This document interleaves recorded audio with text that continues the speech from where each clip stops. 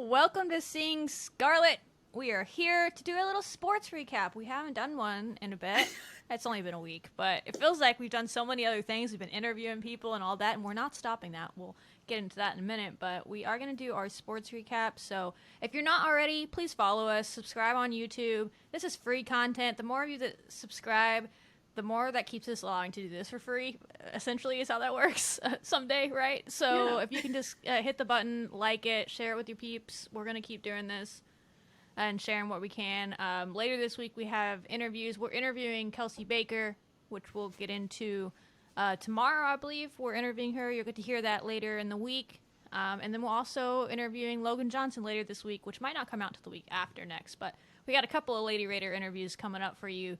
So subscribe to get that, because those will only be on YouTube. This one you might be listening to on Apple or Spotify, all the places, the general podcast. But if you want those interviews and stuff, that's where they got to go. You only have so many minutes to put on Apple. Sorry, guys, but you can listen to the good stuff on YouTube. But yeah, that's what I got.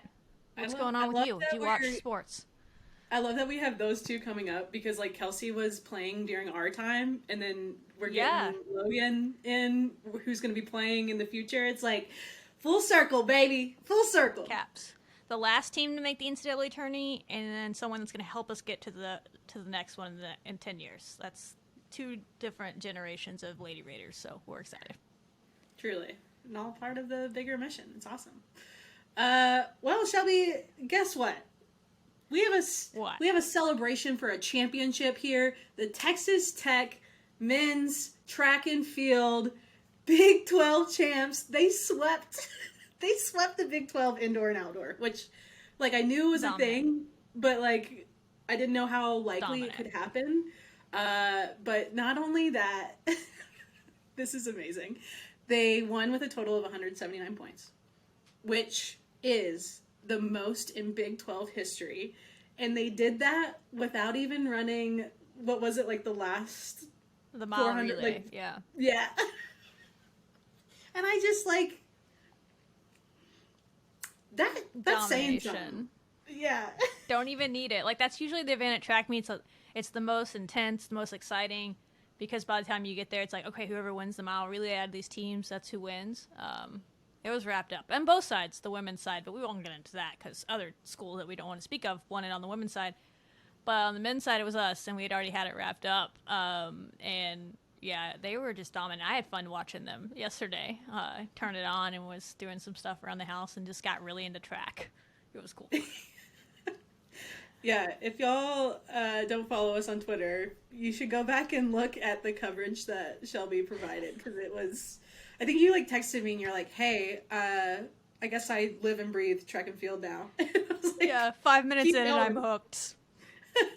I'm hooked. I don't know how often those are actually on TV or like ESPN Plus for us to watch. I know Flow Sports carries a lot of college tracks, so you don't get to watch it unless you pay for that, which I'm just not going to pay for Flow Sports. But it was ESPN Plus for this, and I was like, yeah, I know we're going to win some stuff, and it's fun. I'm telling you right now, I mean, you missed it at this point. The Big 12 Championship is gone, but next year, tune in, you're going to have nationals in a couple of weeks. A lot of the men are going to be there. A lot of the women. The women didn't win the conference team title, but they had a lot of girls win the conference in their event. So we had a few of those. They're really good, too. They finished 4th. They're one of the top teams in the country. It's just the Big 12 stacked in track, so... It was really fun to watch them, so they have a couple of weeks off, but stay tuned for that, and you can watch the national thing, which should be on actual ESPN. And we're going to have some men, some women going after national championship individual titles. I assume our men have a chance to win as a team as well, but that's really going to be some stout competition. That team title is always tough, but there's going to be a lot of individual national champion possibilities in this group. Mm-hmm. Yeah, the men's side, I went and just looked it up to see like how bad they beat the next team, which was the University of Texas. But yeah, Texas Tech finished on the men's side 179 points. Texas with 125.5. So like a complete domination. And you're right on the women's side too. Like we're hanging out in the top of the Big 12 at 4th place. But yeah, Texas on the women's side just dominated in the way that we dominated on the men's good. side. Yeah. They're really tough. good. They're historically good at track. So it was, you kind of knew they were gonna win it, but our one, they hung in there. They're good. They're a good team. I mean, they're top 20 in the country. This is one of the best track programs in the country as well. Yep. And they had some really cool moments. All the usual suspects won what you thought they would win, but one of the coolest moments for me was Sylvia Scholes won, and she acted like she was surprised to win. Like, I'm not gonna sit here and pretend like I know who the favorite was, but she didn't have the fastest time coming in, and the announcers seemed surprised that she snuck it out at the end there, and she was like flabbergasted. Like, just seeing her face when she passed the line and she's first. Like, I think she was gonna medal. Like, she wasn't like a last place finisher type. She was expected to medal. I don't think she was expected to win. I think the returning Big 12 champion in that event was from Texas, I believe, and she was supposed to win again. It was what everyone thought, and she didn't. And Scholes just had her day. She had her personal record. She reset. She had already set the school record a couple weeks ago, so she's been having a career year and just getting better every meet. So she set it a couple weeks ago at their last meet, and then just reset the school record again in the I guess it was the 400-meter hurdles. So, 400-meter and that's hurdles, like, in my opinion, the hardest outside of the decathlon. Like, the decathlon is the decathlon, but as far as an individual event, to me, the 400-meter hurdles, both on the men's and women's side, is the hardest event because it takes a lot out of you. I know the 800's tough as well, but in my opinion, it's technical and hard. So that was really impressive to see her do that. That was probably one of the cooler moments of the day, was her doing that, for sure. Yeah. I ran 400-meter hurdles in high school, and I remember it being absolutely awful. Brutal. So I'm glad that that's a shared opinion. But yeah, shout out to Sylvia. I think that's a common opinion, for sure. And to do it in less than a minute, like, her time was like 56 seconds. Yeah, it was... Yeah, Icon. I mean, all of them were under a minute, I'm sure, but the times always cracked me up, because I ran track in high school, but that's it. But, like, we were pretty good in high school, and, like, you know, you're winning in regionals, going to state, and then you look at the times at the elite level in college, and you're just like, oh my gosh, like, we thought we were decent, and then these times in college are just crack me up. They're just so good. And then, speaking of, you had on the men's side, one of the cooler moments was Courtney Lindsay ended up being the high point scorer of the meet. On the men's side, he scored 22.5 points because he won the 100-meter, he won the 200-meter, and he placed first as a group in the sprint relay. He was a part of that. And the cool thing on that is he was expected to win the 200-meter. That's his thing. And the 100-meter, he's like second in the nation.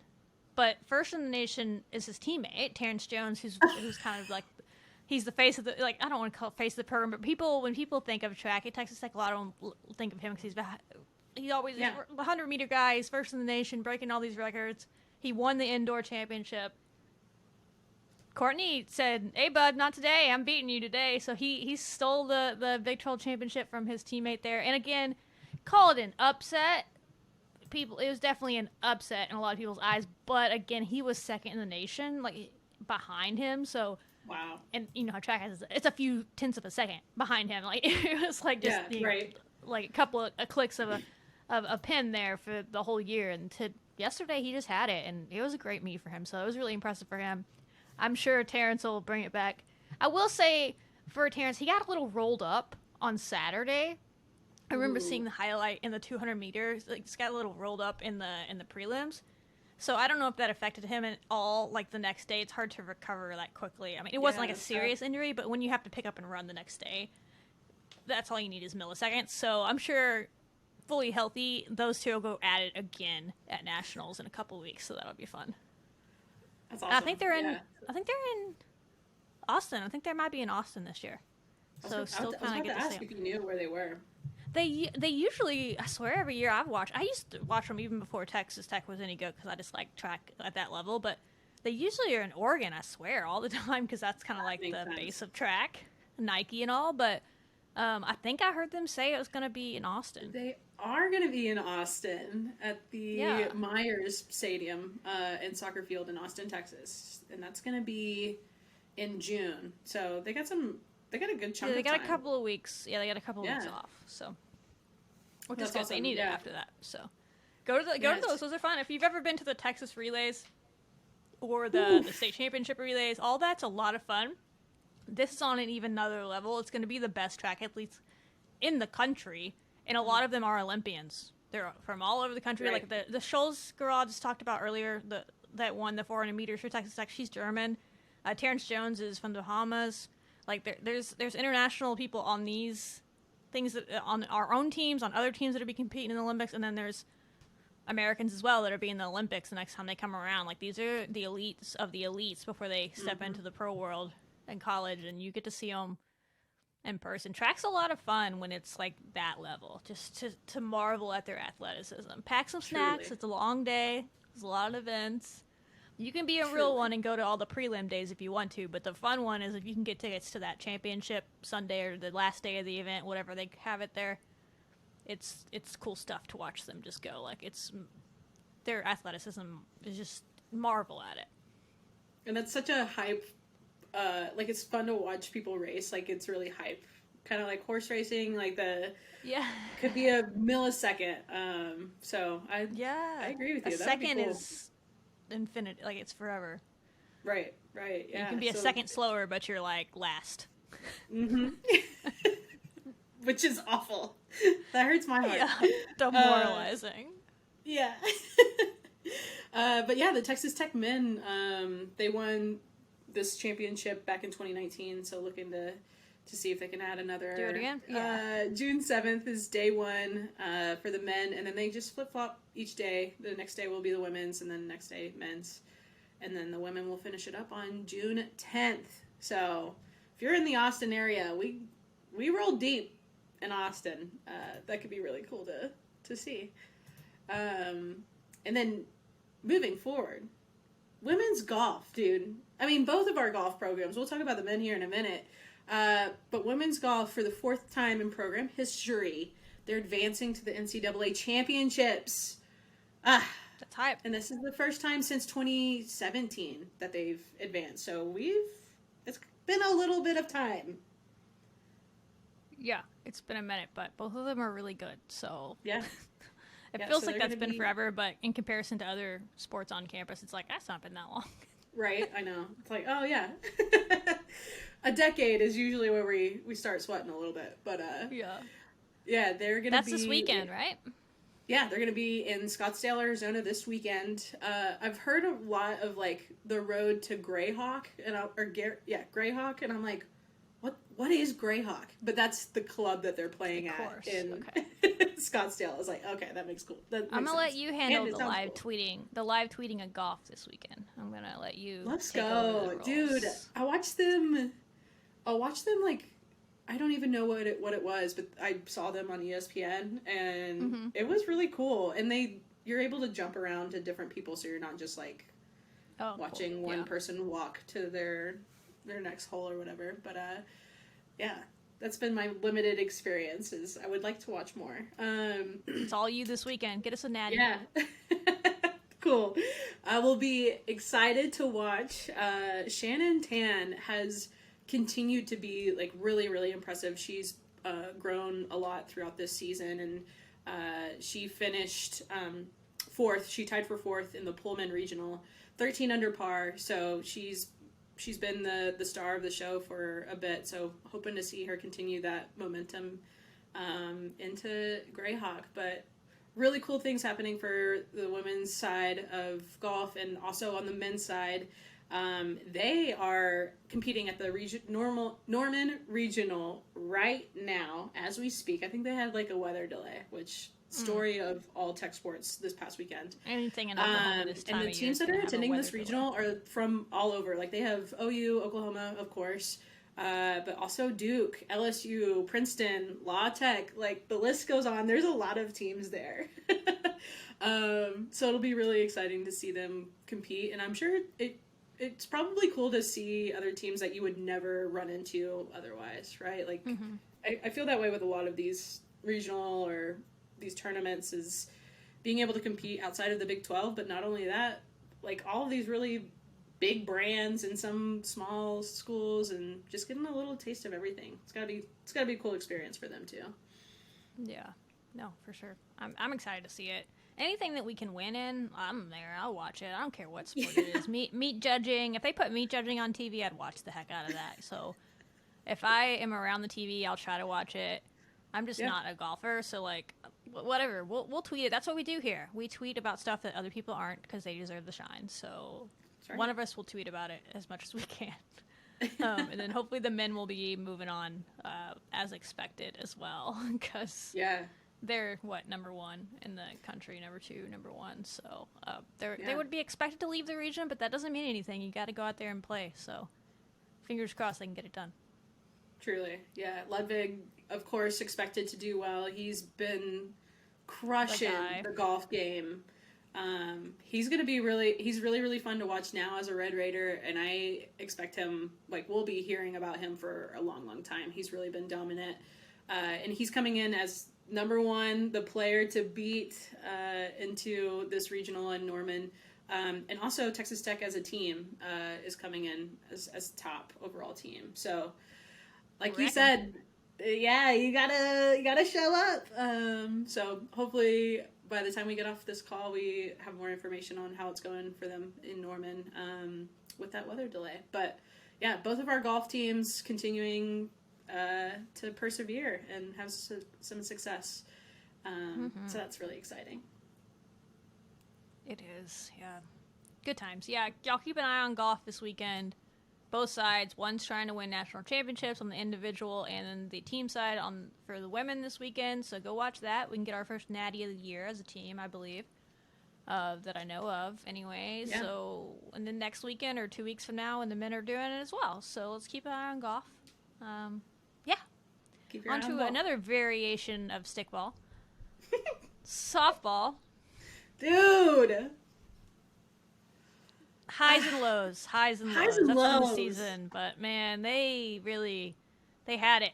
They had it in the bag, and just couldn't finish it against UT on, I don't even remember what day that was at this point, Thursday or something, in the Big 12 tournament, round 1. We were like the 7th seed, which is the lowest seed in the Big 12. There's only 7 teams playing UT, who was the 2 seed. Because Oklahoma is the 1 seed, gets a bye. So we were playing the top seeded team that we could in our rival UT, and we had them. We were up as much as 6-2 at one point, I think. Yeah. Late in the game after a who was it that hit that bomb? I'm blanking right now because it was such a cool moment. It was her first. Riley Love hit a 3-run bomb late into the game. She sure did. A 5-2 lead or a 6-2 lead. And it was a really cool moment, if nothing else. Go watch that replay. Like, as you're watching her at bat, you can see her, like, talking to herself, talking to the bat. And then she get into the box, and she's talking to herself. It's like she was talking herself into that hit. And I literally said, she's about to yam one. I didn't know it was going out of the park, but, you could just see. When you can see that in someone's eyes, the focus that she got by fouling off all those pitchers, against a really good pitcher, I might add. When she came to the game, both of us were like, oh, no. Yeah. Not her. She's like their closer, but we forced her in the game early, and man, that was a cool moment for Riley Love. Hit that, and you just wish that could have been enough for her to get it done, as well as some others like Peyton. Obviously had a big game as well, but we just couldn't close it out at the end, pitching wise, which was a struggle. Yeah. So you talked about you tweeted about this with the sports psychology of things when batters are. What is that? What is that? What are we witnessing? Well, why is it important? Tell me more. Let me nerd out for a second.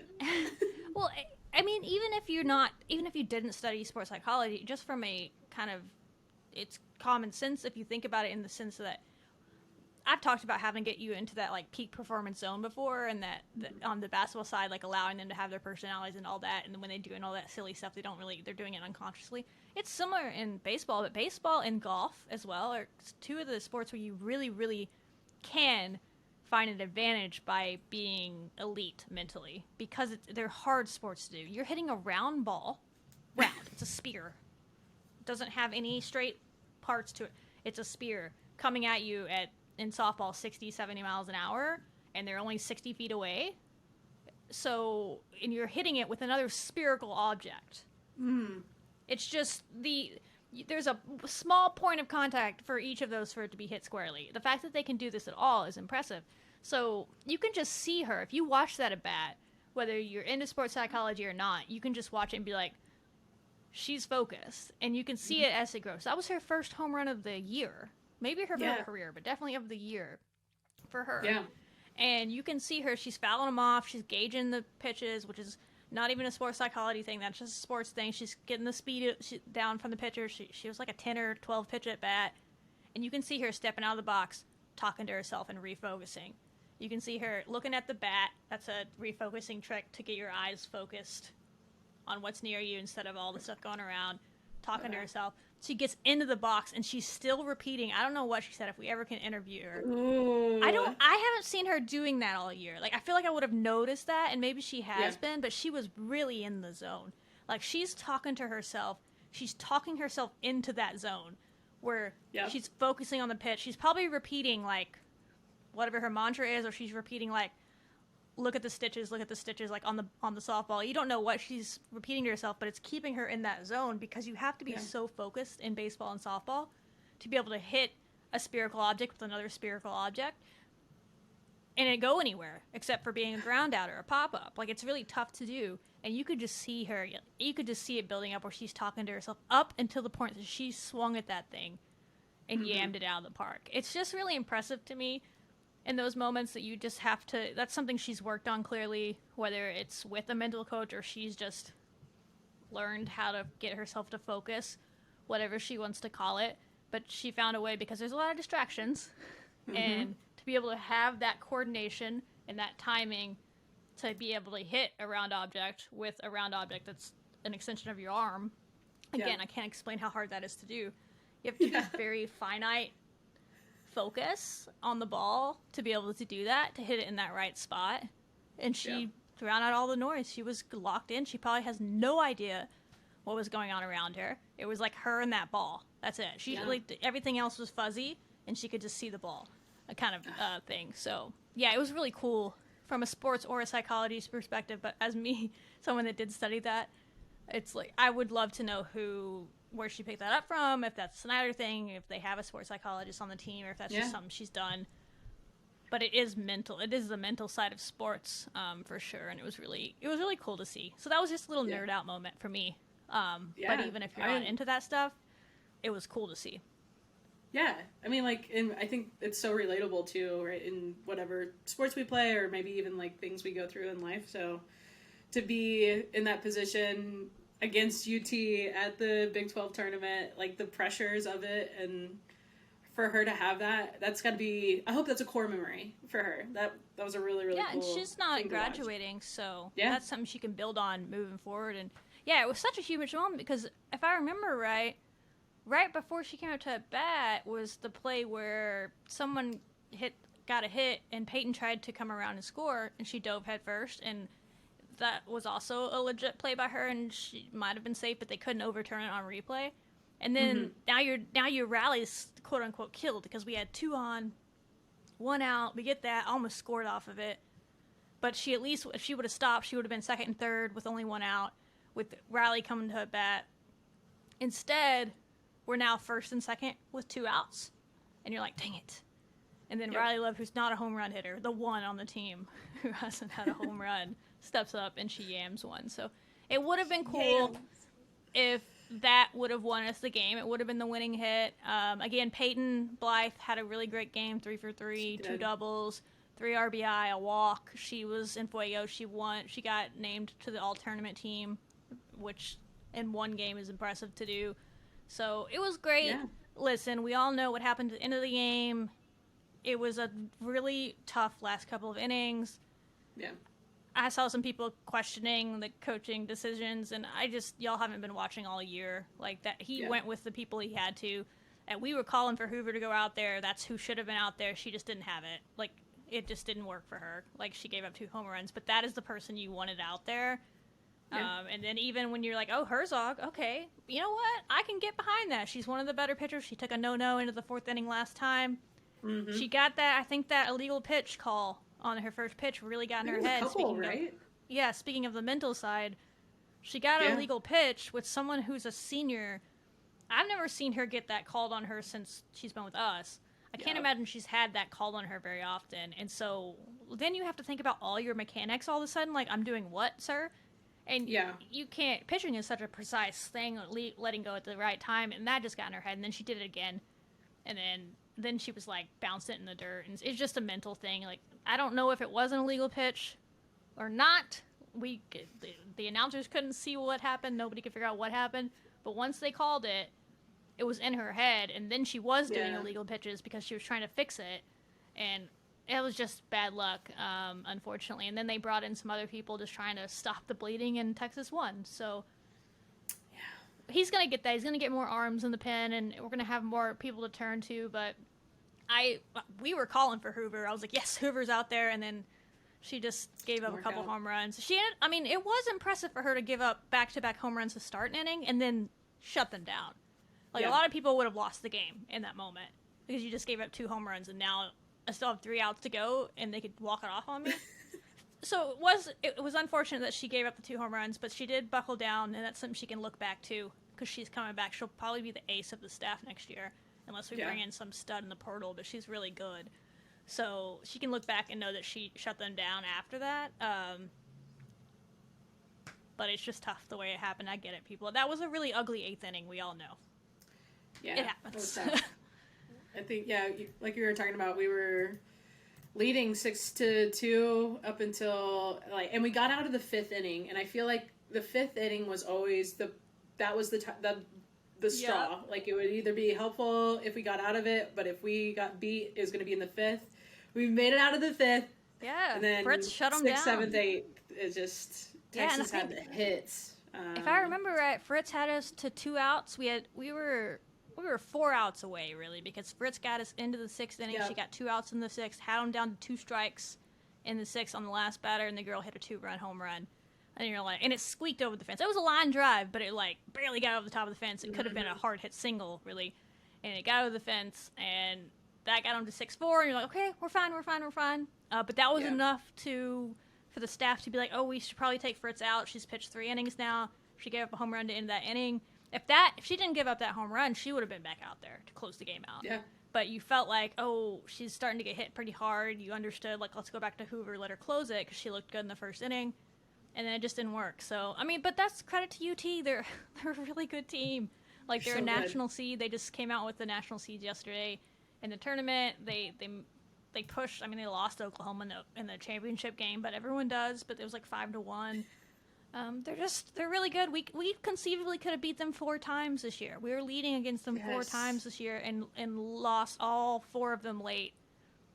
And that's the team. That was the team this year. We overachieved to the point of being in those games that people didn't think we could be in. We had players that stepped up, especially on the offensive side, and we just couldn't close it. But that's stuff that Snyder's going to fix in recruiting and get more people in here in the next few years so they don't have to rely on Fritz and Hoover, who probably got overused some this year, maybe just burn out by the end of the year, and that's what happened there. I don't know, but he won't have to rely on 2 pitchers that are the only ones you trust, right? So, and there's some other young pitchers that got some moments this year that had good points that'll come back too, so they'll only grow up as well. I'm excited to see where they go next year. I am too, a very impressive year for Snyder's first year here. And a lot of it working with what he had and some of what he could bring with him to Lubbock. But obviously not what we wanted, not the result we wanted. To me, it was like what you were talking about, being excited for next season. Me too, because we were hanging around with one of the better programs of the country, and we were able to hang with them. Now let's see like what we can do with recruiting and like you were talking about, helping with the pitching and the potential. It feels a lot like the women's basketball team, right? Like men's basketball team. We have a lot of new leadership, new faces, and giving them the time to develop the team in the way that they want to, especially with what we have accomplished with softball, is just really, really exciting to see. Yeah. Which leads us into a couple of players on this team that have been so much fun to watch. Ellie Bailey. Dude, just an iconic player, so powerful when she hits that ball. If it's not out of the park, it is hard to wrangle. But she earned Tech's first all Big 12 first team honor since 2019. Ellie was significant. Her career at Tech really grew, and her last season was definitely the most fun to watch because she was such a powerhouse at hitting. Mm-hmm. And then Kaylee Wyckoff, we have talked about her so much, but she is so good. She is so good. She is the 2023 Freshman of the Year. And if y'all have watched her... In the best softball conference in the country by a good margin. It's the Big 12 and everybody else like 14 steps back. Yep. So to have that award so early on, the future is so bright for her, and I'm excited to see her continue to grow in the scarlet and black. And to add to like her resume, just to recap all of the awards that she's had, she first Freshman of the Year award winner in the program, period. That has not been an award that's been at Tech until Wyckoff came to play. Second Big 12 individual award winner for in program history. So the individual awards racking up. And then all Big 12 freshman team, all Big 12 second team. So the resume, on paper, it makes sense for this Freshman of the Year for her to earn that. And I'm telling y'all, like, it's so much fun watching this team play. Softball is so much fun. And watching Wyckoff play, all of this makes sense. It makes sense on paper. It makes sense when you see her play. So definitely next season, I hope we get a lot of people. We already did. Like the home crowds were really big to the point where they had to bring in like additional bleachers for people to sit.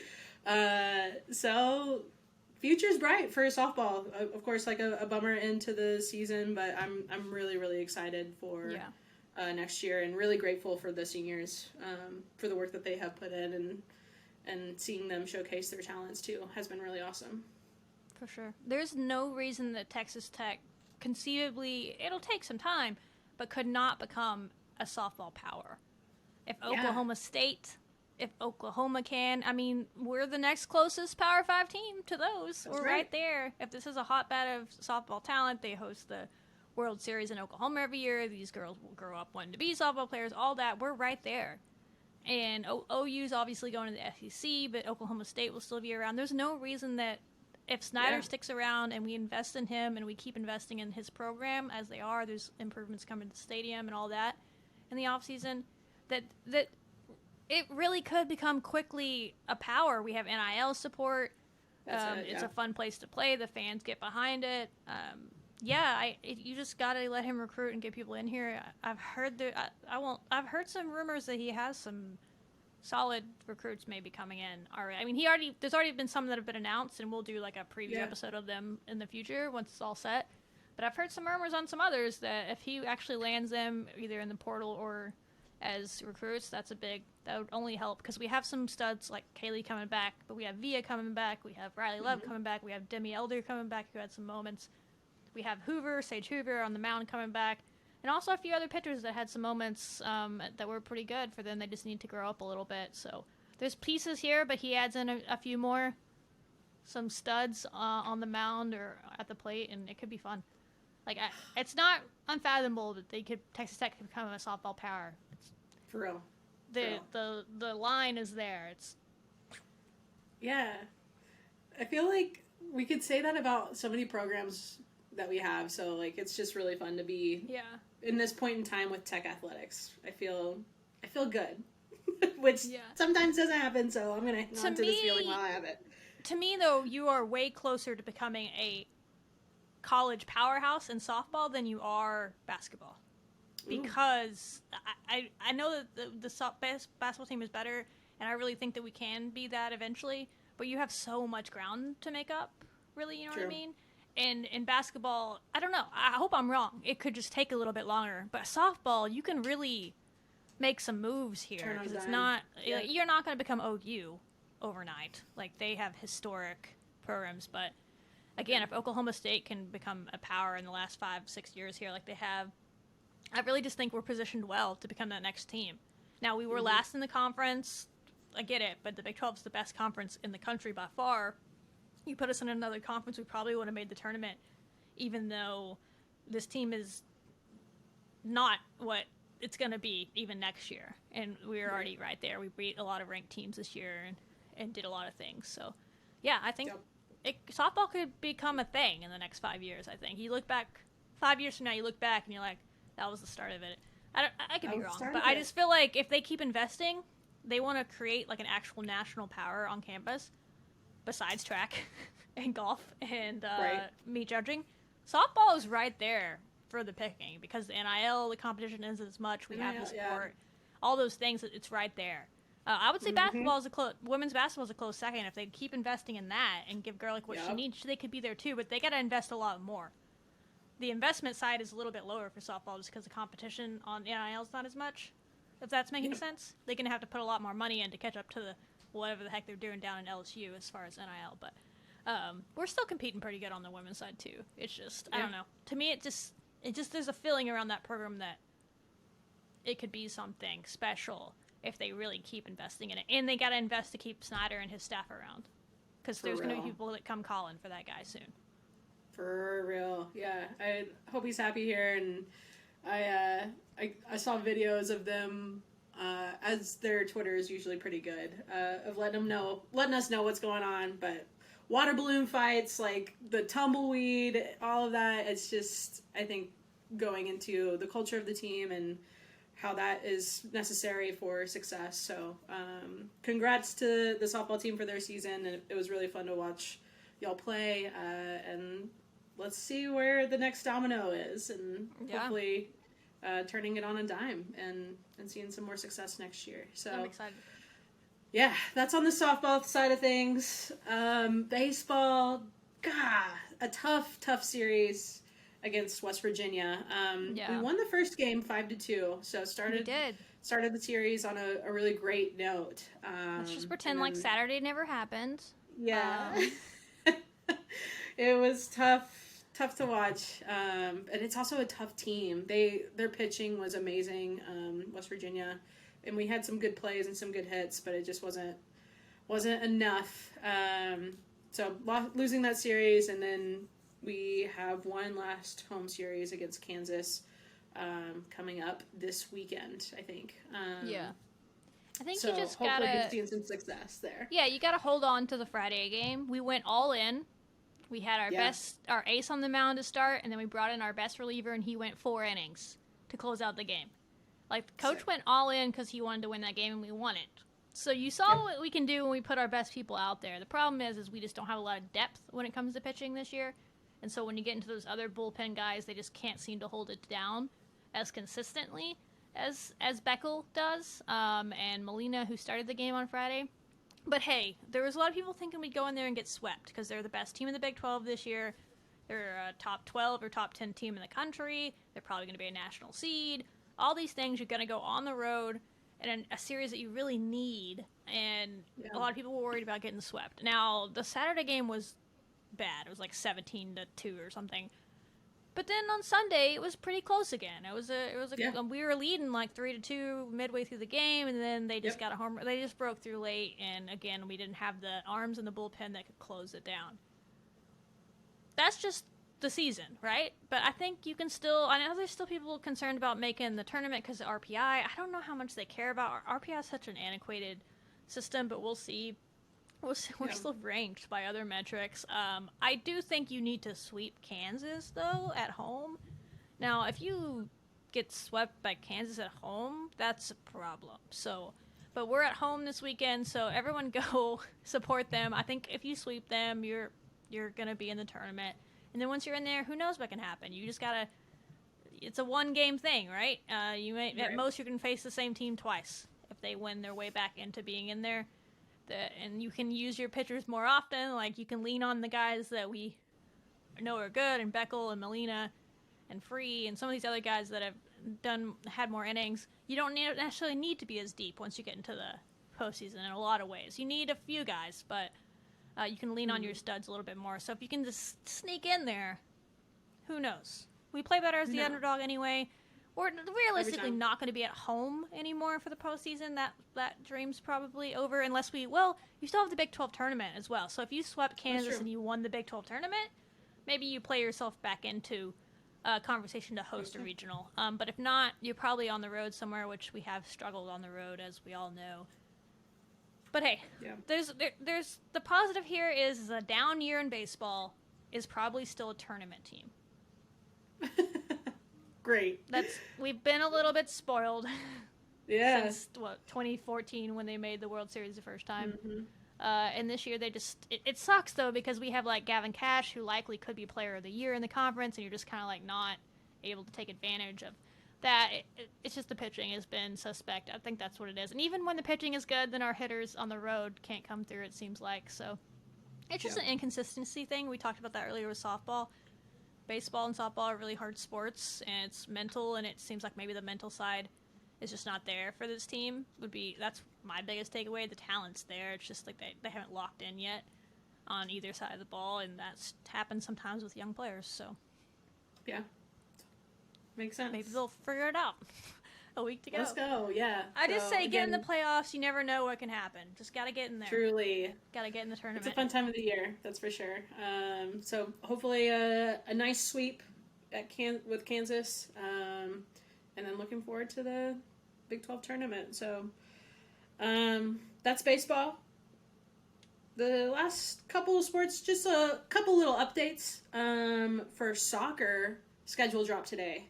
Shelby, I know you're just at the edge of your seat. You can't wait for soccer. I know. I'm excited. I can feel it in my bones. I do like soccer, but I can't really go to any of the games, so. I'm excited. They have their first game on September 14th, and we're seeing some, new friends in the Big 12. So our first game will be with Houston at home. And then we have Texas, Baylor, Oklahoma, all in September, the classics. And then in October, we have Cincy, BYU, TCU, UCF, OSU, Iowa State, and all of that to prepare for the Big 12 tournament in November. So, soccer we hit the ground running, similar to some of our other sport formats, too. But that was really exciting to see, especially coming off of their spring. Not to put you on the spot, but do you know how good these new teams are in soccer? Are they any good? Or I the BYUs have no idea. Cincinnati's of the world, Houston. Yeah, that's a great question. Yeah, I haven't looked at it. We'll have to do a preview episode. We'll do our homework in a few weeks, but because that's how none of them are better than us, Shelby. Yeah, obviously. I mean, I would hope not. They're coming from not Power 5. But that's how I am with women's basketball, quite frankly. I don't even know. I think BYU has a really good player in the Gusters girl that entered the portal and then ended up returning to BYU. And she was one of the top portal targets. So they have her at least. But yeah, so. Yeah, good point. It's in all the sports. Like football, you kind of know what you're getting, but not. It's just interesting to see how these new ones stack up. Yeah. I almost forget that we have this different Big 12 makeup, and every time I see the schedule, I'm like, UCF, what? And I'm like, oh, okay. Why are we having a non-conference game in the middle? Oh, wait, that's a conference game. Our entire month of October is non-con. What is happening? This is weird. Super weird. So yeah, that's soccer. And then men's tennis, we have a new head coach, Michael Breler, I would say, maybe last name. And he's actually promoted to the head coaching role. He's been with this team for a while and has helped them reach 5 consecutive and 19 overall NCAA appearances at the tournament. So he has a great reputation with the team already, and he's going to be the 10th head coach in program history. So welcome, Michael. Really excited to have you back, because he's also a Red Raider dude, and if we know anything, is that when coaches are Red Raiders, they're great. So hoping to see more success on the men's side of tennis from him. So again, welcome, Michael. Welcome back. congratulations on that. And very cool. the last thing that I have here in talking about congratulating is our spring graduates. Any Red Raiders listening, any of our athletes that have graduated, I always say this to my students, but it's such a huge accomplishment to graduate, period. And now you have this network of Red Raiders and support for the rest of your life. So congrats, go change the world. Let us know when you make the big bucks. We'll be here with our accounts open for deposits. Throw us a tip in the jar. Yeah. Yeah. Congrats to all of them. If you want some fun, go look up Riley McKinney doing the gritty across the graduation floor on Twitter in her cap and gown. After she does this, like, hands, guns up, she's like living it. Yeah, little rooster as they call her. Yeah, so... And then Coach retweeted it, and it was like, next time you're doing that is in uniform in November, same place. Same place. I'm like, thank you. Like, she's give the people what they Priorities. want. So that's been the thing since Bree and Big Cat called for it in our interview with them. Now she's gotta come through, but she did it for us on there. So go look up that video. But definitely congrats to all the rest of the athletes graduating, all the rest of the students graduating. All of y'all, it's really cool. Don't take it lightly. That's a lot of work, and you did that. So, congrats. That's right. Yeah.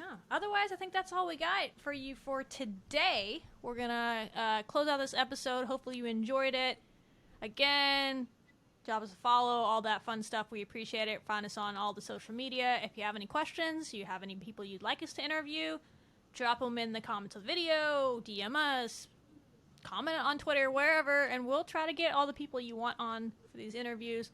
But this week, again, coming up soon, we'll have Kelsey Baker that you will be able to listen to in a couple days, so stay tuned for that. And other than that, that's all I got. Let's go. Excited for Kelsey. Rock 'em.